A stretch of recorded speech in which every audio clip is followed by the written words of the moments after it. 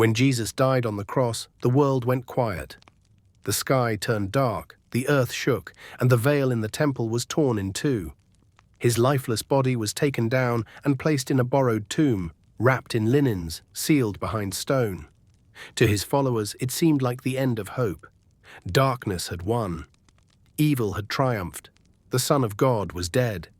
But in the silence between death and resurrection, something powerful, something cosmic, was happening.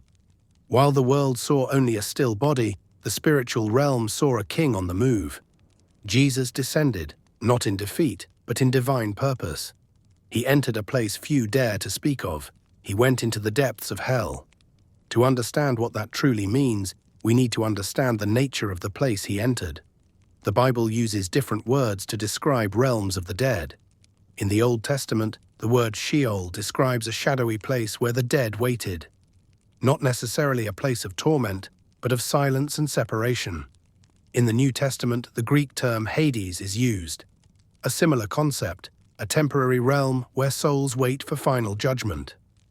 Then there's Gehenna, a place of fire and punishment, and finally the lake of fire mentioned in Revelation, the final destination for Satan, his demons, and those who reject God.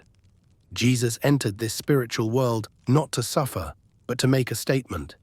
Hell was not his prison. It was his battlefield. A voice in the darkness. What did Jesus do in hell? He preached. That might sound strange. Why would he preach in hell? In the first letter of Peter, written by the Apostle Peter, one of Jesus' closest friends and witnesses to his resurrection, it says that after Jesus was made alive in spirit, he went and made a proclamation to the spirits in prison. These were not just anyone. These were souls who had rebelled long ago, in the days of Noah. They had lived and died in defiance of God, now trapped in waiting. Jesus didn't go to offer them a second chance. He went to declare something final, a message that echoed through the very foundations of the spiritual realm. The war is over, and he has won. He stood among the lost and the condemned, not as a prisoner, but as a king proclaiming victory. Imagine the moment, a realm of shadows and regret suddenly pierced by the light of the risen Christ. Every demonic power, every condemned soul, every rebellious spirit forced to face the reality. Jesus had conquered death. Sin had lost its grip. Hell had no hold on him. This wasn't just an act of preaching. It was a cosmic announcement, a roar from heaven in the deepest pit of the earth. And it sent shockwaves through eternity. The keys of death and Hades. In the book of Revelation, Jesus says something extraordinary. I was dead, and now I am alive forevermore, and I hold the keys of death and Hades. That one sentence changes everything. Keys represent authority, ownership, control. When Jesus says he holds the keys, he's saying that death is no longer in charge. Hell has no doors he cannot open.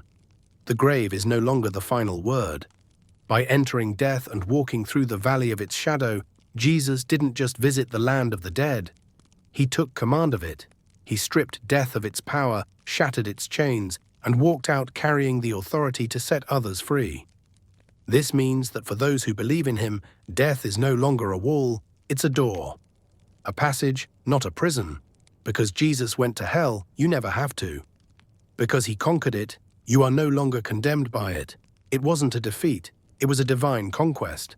And his resurrection was the proof that the power of sin and death had been broken forever. Opening the gates of heaven. Before the resurrection, even the faithful, those who followed God, waited in the realm of the dead. Heaven's gates were not open yet. Sin had created a barrier that even the most righteous couldn't cross. They waited in Sheol, in the quiet shadowlands. But when Jesus rose, he didn't rise alone. Ephesians tells us that when he ascended on high, he led captives in his train. In other words, he freed those who had been waiting. The righteous, those who had believed in the promise of God, were finally brought into heaven. Abraham, Moses, David, Ruth, they were all set free by the one they had hoped for. Heaven opened because the price had been paid. Sin had been defeated. Jesus, the spotless Lamb, had taken the punishment, entered the darkness, and brought back the light. His journey to hell was never a detour. It was the mission. He went into the depths to shake the gates of darkness and open the doors of glory. And because of that journey, eternal life is now possible. For you, for me, for anyone who believes. The King who conquered the abyss. So why did Jesus visit hell? He went to proclaim his victory. He went to break the power of death. He went to open heaven for humanity. And he came back, not broken but crowned, not defeated but triumphant. This is the hope we hold on to, that no matter how dark your situation feels, no matter how far you think you've fallen, there is no place so deep that Jesus cannot reach you. He's already been there, and he's already overcome it. So live boldly, walk in hope, and never forget, the King of Heaven once walked through hell, so you wouldn't have to. This story reminds us that there is no darkness he won't enter, no prison he won't break, no soul he won't fight for. So the next time fear whispers that death is final, or guilt says you're too far gone, remember, Jesus went to hell so you wouldn't have to. If this story moved you, if it revealed the true depth of Christ's love and sacrifice, share it. Let someone else know what Jesus did not just on the cross, but beneath the earth for them. This is Abyssal Narratives. We bring light to the darkest parts of the story, because even in hell, Jesus was king.